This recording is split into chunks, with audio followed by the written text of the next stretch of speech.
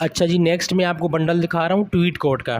Tweet coat क्या होता है जी? ट्वीट कोट ये जो आम तौर पे पहना जाता है ड्रेस पैंट के ऊपर, जो कोट पहनते हैं लोग, शलवार कमीज़ पे भी पहनते हैं इस कोट को, तो ये ट्वीट कोट कहलाता है। वकला हजरात पहनते हैं, मुख्तलिफ लोग पहनते हैं, तो ये ट्वीट कोट होता है ये, ठीक है। अच्छा, ये जो बंडल है किलो का हिसाब नहीं है, वज़न का नहीं है, पीस का हिसाब है। ये 50 पीसेस का बंडल है ज़ोन का, ठीक है।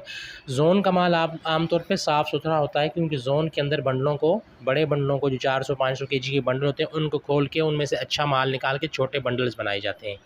तो इसलिए ये अच्छा और साफ़ सुथरा माल है, सर्दी का स्टफ़ है, ठीक है। और रेट भी इसका बहुत मुनासिब है, बहुत मुनासिब रेट है, माल के हिसाब से रेट इंतहाई मुनासिब है इसका, ठीक है।